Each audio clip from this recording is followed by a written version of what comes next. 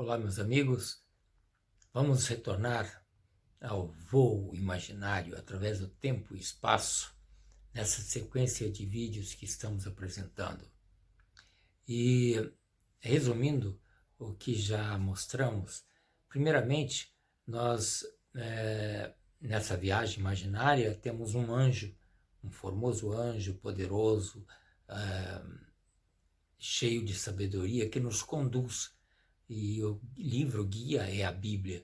Ele nos leva primeiro ao distante futuro e nos mostra algo maravilhoso. Nos mostra a capital do universo, que no Apocalipse é denominada o tabernáculo de Deus sobre a terra. E os redimidos, os seres humanos, todos saudáveis, vivendo numa nova terra, eles são reis e sacerdotes com o Redentor, com o Messias, com o Criador. São reis não somente sobre a terra, mas sobre todo o universo. E nós vimos no primeiro vídeo que a nova e eterna Jerusalém, que é o tabernáculo de Deus, o santuário de Deus, ela é edificada, ela representa, ela é uma materialização do triunfo de Cristo através do seu povo. Aquele que disse: aquele que vencer, farei dele coluna no templo do meu Deus. E a cidade realmente, suas muralhas de pedras preciosas trazem os nomes em seus fundamentos dos 12 apóstolos, representando a Igreja Apostólica.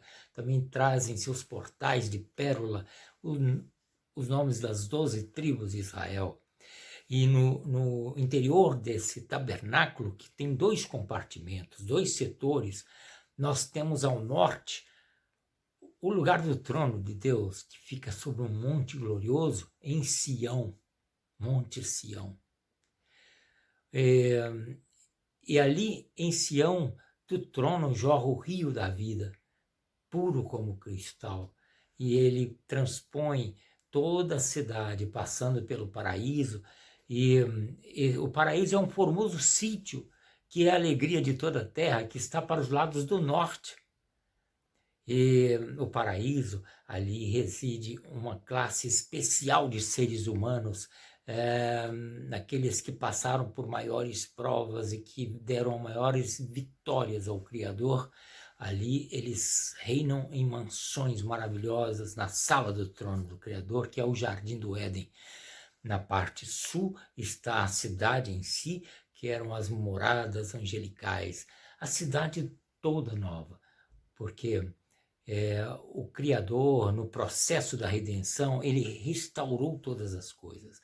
E também, não somente a terra é renovada, como o tabernáculo de Deus ali com os homens, o Apocalipse também diz que a cidade está vestida de linho fino, representando que o linho fino são as justiças dos santos. E que justiça! A Bíblia diz: aquele que não conheceu o pecado, que é o Cristo, ele se fez pecado por nós, no processo da redenção, para que nós, através dele fôssemos feitos justiça de Deus. Então, são os frutos produzidos pelos ramos que estão conectados ao Messias, que Deus colhe o material para a construção da sua nova e eterna Jerusalém, e não somente da Jerusalém, do seu reino inteiro, porque a Bíblia diz: eis que faço novas todas as coisas.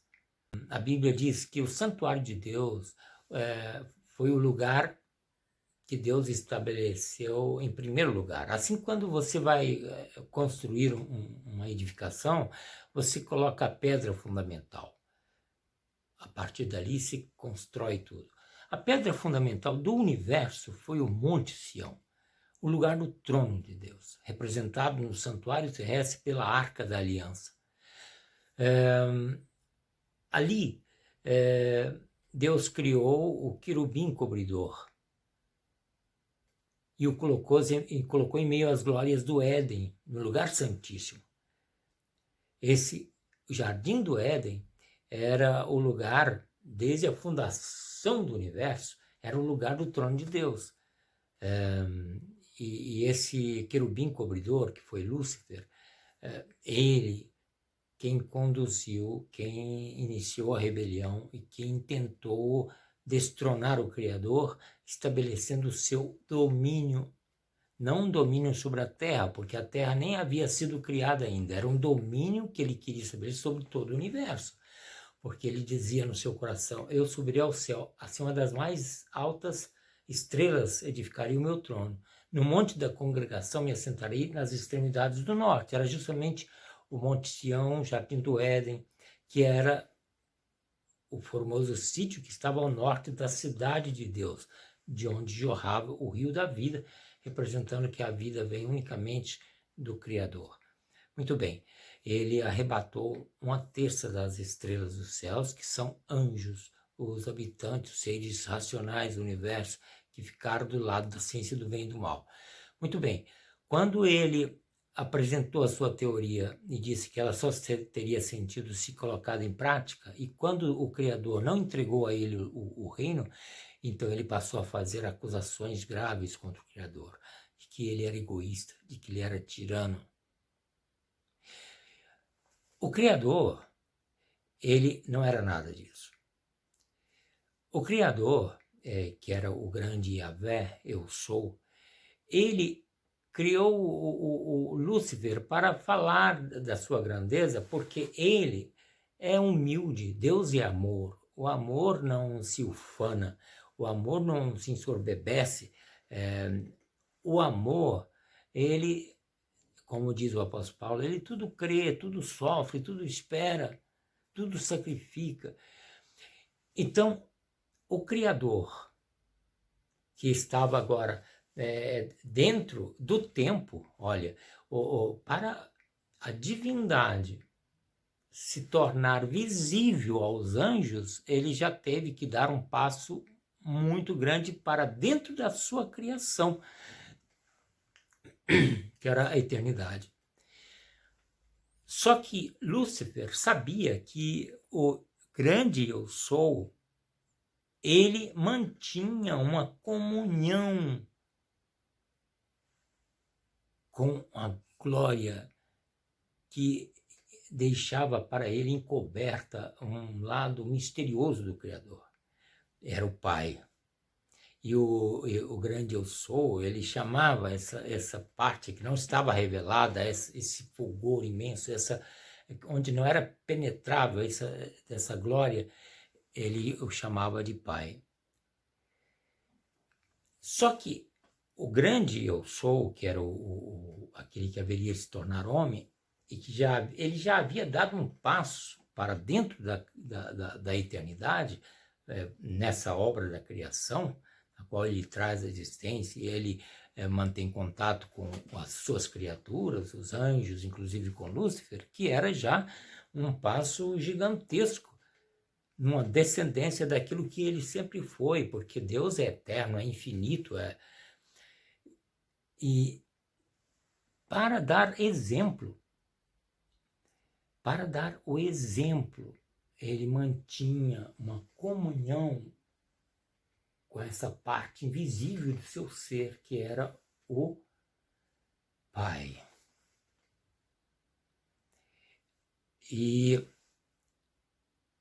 Mas ele, o grande Yahvé, ele podia receber a adoração dos anjos, porque ele era a revelação visível do Deus invisível.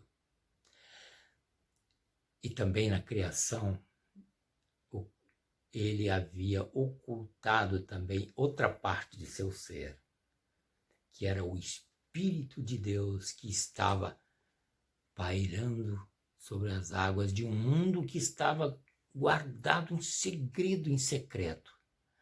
E foi justamente por não revelar aquela parte oculta pelas trevas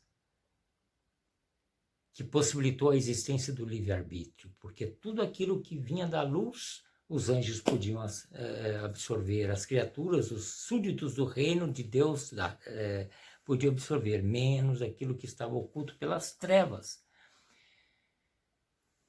Então, Deus é completo. o Messias, que já era o grande eu sou ali, a revelação visível do Deus invisível, aquele que havia criado todas as coisas e que estava interagindo com os anjos. Ele tinha então esse lado invisível de seu ser, a quem ele chamava de Pai, e também o Espírito Santo, que era a parte que estava encoberta como um tesouro que seria revelado no momento certo. Então, o que aconteceu? Veio a rebelião. Surgiu a ciência do bem e do mal. E quando o Criador não entrega o trono, o Monte Sião, para Lúcifer, surgem as acusações. Ou o Criador entregava para o querubim acusador o seu trono, sua coroa, ou ele continuaria à vista de todos os anjos como um ser egoísta, tirano, o que ele não era. Então aí aconteceu algo maravilhoso. Ele se dirige ao vazio. Era justamente o segredo que ele guardara consigo e com o Pai, e ele ali diz: haja luz. É aí que a luz irrompe e traz a revelação de um mundo encoberto, um mundo coberto por águas, que reflete agora a glória do Eterno. E nessa visão, os anjos podem compreender, todos podem entender, que unicamente a luz pode gerar vida, porque as águas jorravam do trono de Deus, representando a vida que unicamente vem do Criador. E aí veio a semana da criação, e quando chegou o 6º dia, aí todos ficaram maravilhados ao descobrir que o Jardim do Éden, o Monte Sião que estava sendo cobiçado por Lúcifer e que era o motivo que Deus estava sendo acusado, estava agora sobre a terra. E agora, o Criador, quando Lúcifer pensava que ele seria entronizado, justamente naquele local onde fizeram surgir a ciência do bem e do mal, naquele mundo que estava havendo trevas e luz, mas aquela luz que rompia sobre as trevas representava justamente o triunfo do Criador. Então, no 6º dia, o Criador traz à existência o ser humano. E aí, Adão e Eva, aí vem o 7º triunfo das trevas no Shabat, no sábado. E o sábado surge como um sinal do triunfo do Criador. Porque naquele dia, ele, num gesto solene, decisivo para toda a eternidade, que seria para sempre, ele coloca na fronte de Adão a sua coroa. Adão se torna o cetro racional do universo. Adão e Eva, sua companheira. E agora, as acusações caíram por terra. Deus era egoísta? Não. Deus era tirano? Não. Ele abriu mão do seu trono, só que não entregou a Lúcifer. Só que, se ele entregasse ao homem e não desse ao homem a oportunidade, a condição de também fazer a sua escolha, ele também seria injusto. E Deus é justo. Então alguma coisa aconteceu maravilhosa. Deus criou a árvore da vida de um lado do rio da vida, lado direito, e a árvore da ciência do bem e do mal. E ali estavam as 2 árvores com seus frutos, e Deus revelou ao homem a condição do universo, a disputa que estava havendo pelo destino de Sião. E Adão deveria demonstrar, Adão e sua companheira, através do comer do fruto de uma ou de outra árvore, a sua decisão. Primeiro ele deveria conhecer o caráter de Deus. E esse foi o processo que Começou a partir daquele momento, o conhecimento de Deus, para tomar uma decisão correta. Só que o inimigo, usando de uma traição, de um engano, ele conseguiu levar Eva a comer do fruto da árvore da ciência do bem e do mal. E através de Eva, como Adão a amava profundamente, ele fez parecer que Eva havia dado um passo sem retorno, quando era Adão que deveria dar a resposta. Se Adão recusasse a comer do fruto da árvore da ciência do bem e do mal, então a vitória iria para o Criador. A Eva seria dada uma nova oportunidade para ela ver que ela caiu, ela foi enfeitiçada, como que hipnotizada por aquela serpente. Mas Adão não. Adão tomou uma decisão consciente e foi por amor a Eva. Ele decidiu que ela era carne de sua carne e que ele selaria o seu destino com o dela. E foi quando ele comeu do fruto que o inimigo deu um brado de triunfo. Quando Adão, o cetro racional, a quem Deus dera o reino, não o reino da terra somente, o reino de Sião, de todas as coisas. Quando ele come, ele entrega para Satanás o direito de domínio. E agora? Quando as hostes da luz pensavam novamente que não havia solução, que não havia uma saída para o Criador, o Criador, bendito seja o seu nome, eterna sabedoria de Deus, ele tinha um plano. O homem haveria de pagar o preço. Veja, o homem, ele tornou-se escravo de Satanás, escravo. Naturalmente, jamais nasceria um filho da descendência humana livre das algemas. Mas o Criador apresentou o seu plano para todo o universo, para os anjos. Satanás ficou sabendo também. Haveria de nascer um homem que não teria as correntes da escravidão. Este homem seria perfeito, puro, venceria Satanás em todas as lutas. Esse homem pegaria 4.000 anos de decadência da humanidade, pegaria a humanidade, a natureza humana decaída, mas não contaminada. A natureza do Cristo, de Deus, homem, não teria as algemas do pecado, e não nasceria com a natureza pecaminosa. Se fosse, ele não teria como resgatar e pagar o preço. Mas o plano maravilhoso foi que, ao triunfar sobre todas as tentações, ele então se ofereceria como um cordeiro. Ele morreria no lugar da humanidade, pagando o preço. Ele então, que não conhecera pecado, ele se tornaria pecado por nós, para que nós, por meio dele, fôssemos feitos justiça de Deus. Veja. Então, Satanás, ele compreendeu que ele teria uma luta grande a travar, mas como dependeria do homem, não somente do Messias, mas da entrega, porque se o Messias se tornasse pecado depois de viver uma vida pura, ao ressurgir representando o pecado, ele não, como sumo sacerdote, ele estaria totalmente comprometido.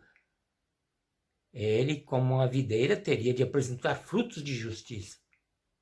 Então, Satanás sabia que a luta dele seria contra o Messias, o cabeça, mas contra o corpo do Messias, que seria o seu povo. Então, foi mediante, como alguns dizem, como um cheque pré-datado, não é? Com um cartão de crédito, não é? Estamos usando essa comparação muito nossa aqui para entendermos um preço que seria pago muito depois e que dependia de uma vida de justiça de um homem que teria a possibilidade de cair e que pagaria o preço do resgate, morrendo na cruz, mas se faria pecado por nós. e também no penhor de que haveria aqueles, os ramos, que nele haveriam de produzir frutos de justiça. Então, baseado em todo esse futuro de conquistas, o Criador então envia seus anjos para circundar o Jardim do Éden. E esses anjos, eles agora estavam ali empenhados em não deixar o inimigo tomar posse do paraíso, porque ficaria em litígio, o paraíso ficaria. Então, nem tampouco Yahvé poderia ficar reinando ali, nem tampouco o inimigo, enquanto houvesse essa batalha travada através da humanidade. Então, o Jardim do Éden haveria de permanecer sobre a terra durante algum tempo. E como foi, Adão e Eva foi levado para o exílio. E aqui, resumindo a história, travou-se então na descendência do homem esse conflito feroz entre o bem e o mal, como se trava até hoje. Quando chegou os dias de Noé, dava a impressão que Deus estava totalmente perdendo o jogo, e esse era o que Satanás achava, porque havia os filhos de Deus, aqueles que permaneciam fiéis ao Criador, guardando o Shabat e oferecendo sacrifícios, e haviam aqueles que se tornaram filhos dos homens, aqueles que, seguindo a Caim, eles eram sinalizados por um outro dia de culto, que era o dia do sol, já naqueles dias, e então se travou essa contenda. E quando Satanás percebeu que ele não poderia, através da perseguição, alguma coisa contra os filhos de Deus, aqueles que eram... Você vê que Caim matou Abel, já no começo. Era Satanás tentando destruir os filhos de Deus, aqueles que mantinham a fidelidade ao Criador. E aí surgem os dois povos. Enoque, que foi da parte porque teve o Enoque, o primeiro filho de Caim, que foi consagrado ao culto dele, né, que surgiu a primeira cidade ao oriente do Éden, no território de Nod. Ali se edificou aquele reino, né, que era o reino de Satanás. E ali estavam a outra comunidade, do outro lado, que era a comunidade dos filhos de Deus. E aí, Enoque foi um missionário. Ele pregava para os descendentes de Caim. Foi perseguido. Finalmente, Satanás compreendeu que, através de casamentos, e vir os filhos dos homens, descendentes de Caim, que as filhas de Deus eram formosas, tomaram para si mulheres. E aí começou, através dos casamentos, a se unir, e finalmente parecia que o triunfo ia ser do lado do inimigo. E naquela contenda aconteceu o seguinte: se Satanás conseguisse arrastar toda a humanidade para suas garras da morte, então, como estava separado a vida, como Deus não estava dando a ele a chance de ter essa união de vida, Deus não ficaria refém ao reino do inimigo como um servidor. Aí o que aconteceria? Viria a destruição, e veio através do dilúvio.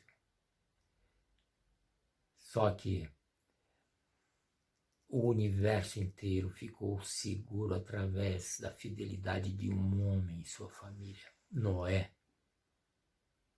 E Noé, por 120 anos, foi tentado enquanto construía a arca. E ali veio o dilúvio. E por ocasião do dilúvio, quando as águas irromperam trazendo destruição, aquilo foi causado pelo pecado. Foi causado pela vitória do inimigo na queda de braço. Só que através de um homem só, Deus não conseguiu salvar o mundo da destruição, mas ele conseguiu salvar o Jardim do Éden, que voltou para o seu lugar de origem, dentro dos murais do santuário celeste. Então, como diz Salmo, há um rio cujas correntes alegram a cidade de Deus, o santuário das moradas do Altíssimo. Um trono bem alto, posto desde o princípio ao lugar do nosso santuário. O rio voltou a fluir no seio da Jerusalém celeste. Durante todo aquele tempo havia permanecido vazio. O santuário de Deus estava com a parte sobre a terra. O Santíssimo agora estava. Assim como Cristo veio e passou sobre a terra um tempo e voltou aos céus, o mesmo aconteceu primeiro com o lugar santíssimo, o lugar do trono de Deus. Só que agora o lugar santíssimo tinha uma hóstia angélica, os anjos da justiça que estavam ali, impedindo que Satanás cumprisse seu maior sonho, que era sentar como rei soberano no Monte Santo de Deus. E também Yahvé, ele não estava também reinando no lugar onde ele havia reinado desde o princípio. Por quê? Porque a batalha por Sião estava sendo travada sobre a terra. E a Bíblia diz, Sião será remida com juízo, e os que retornam para ela com justiça. Então haveria um grande juízo final, quando Yahvé, agora na pessoa humana de um sumo sacerdote, um homem, e naquele momento mostraria muito bem essa passagem do primeiro para o segundo compartimento, a entrada, o retorno do Criador a Sião. A Bíblia diz, tem um verso que prediz, eis a voz dos teus atalaias, eles juntamente exultam, porque vem o retorno, com seus olhos vem o retorno de Deus a Sião.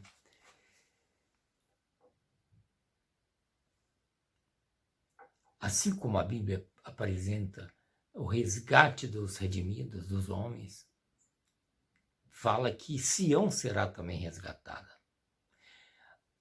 Assim como fala do retorno do ser humano a Sião, os resgatados do Senhor voltarão e virão a Sião com cântico. A alegria eterna coroará sua cabeça e deles fugirá a tristeza e o gemido. Também fala do retorno do Criador a Sião, simbolizando e sinalizando que, por causa da queda do homem, o Criador ficou impedido de reinar em Sião. O livro de Ezequiel apresenta Deus reinando num trono com rodas. Imagine alguém que tem uma casa e há uma separação, e há um litígio sobre a casa, e a casa fica sob um litígio. E aquela pessoa que reside naquela casa, agora, enquanto a casa está em processo de juízo, de litígio, o que ele faz?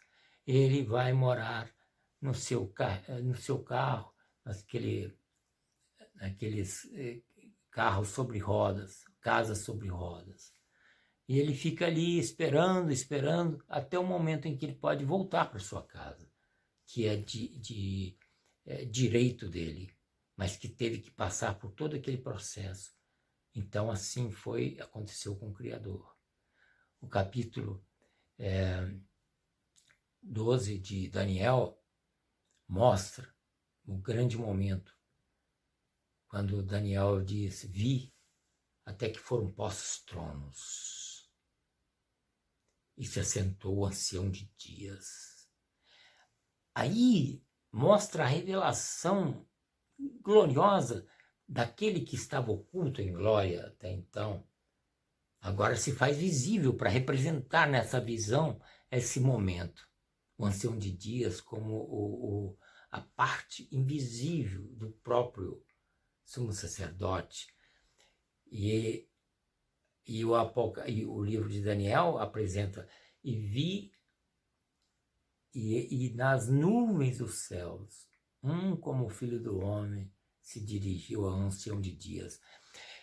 Mas ao descrever o trono do Criador, e ao lugar onde o sumo sacerdote se dirige, no Santíssimo, que é Sião, mostra, e há um rio de fogo que sai diante dele. Milhões e milhões estão diante dele. Milhares e milhares. Abriu-se os livros e surgiu o juízo. Então você nota, através dessa passagem, a grandiosidade do tabernáculo celeste, a ponto de a locomoção do primeiro compartimento, onde estava o Criador, o ancião de dias, e o sumo sacerdote, que estava sentado ao lado dele, no primeiro compartimento. Veja, num trono sobre rodas. Quer dizer, ele precisaria de retornar. Então, naquilo no santuário terrestre, era uma cortina com desenhos de querubins, de anjos, uma cortina de linho fino, e o linho fino representa a justiça dos santos. Agora, a passagem se faz nas nuvens do céu. O ancião de dias se assenta, agora vai o nosso representante, o sumo sacerdote, se assentar. Então, nesse estudo do santuário terrestre, que é uma alegoria do santuário celeste, a gente aprende muita coisa, coisas maravilhosas, segredos maravilhosos que a humanidade precisa entender nesse tempo. O livro de Daniel, ele prediz até a data quando o Messias haveria de passar do primeiro para o segundo compartimento. Agora, por que ele deveria voltar justamente para o lugar onde surgiu o pecado? Foi em Sião que surgiu as acusações de Satanás, que surgiu a rebelião no coração de Lúcifer. Foi em Sião, junto ao trono, que surgiu toda a contenda. Foi em Sião que Adão rompeu com o Criador, entregando o domínio para Lúcifer. Foi em Sião que toda essa contenda surgiu. Então, a batalha que se trava aqui na Terra, na mente, na história da humanidade, é uma batalha por Sião. Sião é o lugar santíssimo. Algumas pessoas pensam que o santuário de Deus era algo diminuto, como aquelas coisas que haviam aqui na Terra, como o tabernáculo, com véus, com a Arca da Aliança. Veja, as duas árvores dentro do Jardim do Éden. Satanás, na luta contra Deus, ele levou Israel, que é uma representação da árvore da vida, que a salvação vem dos judeus. A vida passou a fluir através de Israel. Foi de Israel que veio o Messias. Então Israel foi plantado neste mundo, em Sião, justamente no local onde estará a Nova Jerusalém, foi plantada com a árvore da vida. Só que para que Deus pudesse formar o arco final, o arco das duas árvores, representada pelos dois querubins, com as asas voltadas, com as faces voltadas para o propiciatório e para a lei, para que o Criador pudesse fazer isso, ele teria de resgatar um povo entre as nações. E esse povo seria a Igreja Apostólica. Então, na grande luta, para que Deus pudesse conquistar um povo entre os gentios, Deus teve que entregar o seu filho, entregar também o seu povo, Israel, para ser massacrado pelo inimigo, para que Deus pudesse ter direito de tomar um povo entre os gentios da árvore da ciência do bem e do mal, na intenção de transformá-la finalmente em duas árvores de vida unidas. Só que na luta, Deus teria de levar Israel a aceitar não somente a lei, que é o fundamento de Sião, que é os 10 mandamentos, que Israel continuou aceitando, mas o propiciatório, que representa o sacrifício do Messias, o sangue, porque se não for através do sangue do Messias, nenhuma oferta, nenhuma fidelidade é aceita a Deus, nenhuma oração é aceita. Então, o que acontece? Deus estabeleceu a Igreja Apostólica. A princípio, a Igreja Apostólica mantinha a lei e o propiciatório, que era o sacrifício do Messias. Só que, na sua luta, Satanás fez com que primeiro Israel rejeitasse o propiciatório e depois inverteu com a Igreja Apostólica. Fez com que Israel, a Igreja Apostólica, em sua apostasia, rejeitasse a lei, os 10 mandamentos. Eles mudaram, como Daniel falou, e cuidariam em mudar os tempos da lei. Em lugar do Shabat, onde está o sinal de Deus, de que ele é o Criador dos céus, da terra e tudo aquilo lá. E Ezequiel 20 fala que realmente o sábado é o sinal entre ele e seu povo. E não é somente entre o povo de Israel, mas entre os gentios, porque Isaías fala de que até os eunucos, os filhos dos estrangeiros que guardarem o seu sábado, eles levará ao seu santo monte. E sabe, o futuro será glorioso para aqueles que triunfarem. Então, quando Deus coloca o sinal em você, é para salvá-lo. Não é para deixá-lo ir para a perdição. Então, nessa grande luta, Satanás conseguiu levar Israel à queda por rejeitar o sacrifício do Messias e conseguiu levar a Igreja Apostólica à queda por rejeitar a lei de Deus que Israel mantém. Mas a profecia diz que finalmente a Igreja entrará em sua plenitude. Os gentios retornarão à lei e ao propiciatório. E quando acontecer isso, e Deus então terá o direito de trazer de volta os remanescentes de Israel. E quando eles aceitarem o propiciatório, quando diz assim, naquele dia, olharão para mim a quem traspassaram, e haverá uma torrente aberta para remover toda a impureza, todo o pecado de Sião. Então as duas árvores vão se unir. Aqueles 2 anjos com as asas unidas representavam, portanto, não somente os anjos, a atenção dos anjos, mas de forma especial a Israel e a Igreja Apostólica, a quem Deus confiou a lei e o propiciatório. E naquele dia, Deus vai dizer, está consumado. E ele, como sumo sacerdote perfeito, depois de haver restaurado todas as coisas no santuário de Deus, ele voltará e nos levará. E nós teremos o privilégio de olhar para aquela cidade maravilhosa e descobrir que ele a edificou através das nossas ofertas voluntárias, através da nossa entrega a ele. Que ao nos tornar ramos ligados a ele, pela comunhão com ele, nós permitimos sermos transformados. E aí os frutos vieram sem nenhum esforço, frutos de obediência. O fruto da confiança, da certeza, do amor de Deus. Quando você olhar para alguém que está necessitado, você vai fazer a ele como sabendo que está fazendo ao próprio Cristo.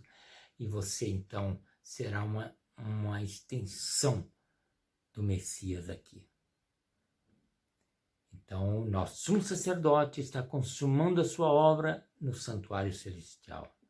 E a sua obra de purificação vai muito além daquilo que nós podemos pensar. É a restauração, é a reedificação do tabernáculo de Deus, que vai ser o monumento eterno do triunfo de Deus, que não consumou ainda, de Deus através dos homens. Então, ele vai se assentar num reino que não haverá mais lágrimas, não haverá mais temor, não haverá morte, e viveremos para todos sempre como reis e sacerdotes, não somente sobre a terra, mas sobre todo o universo.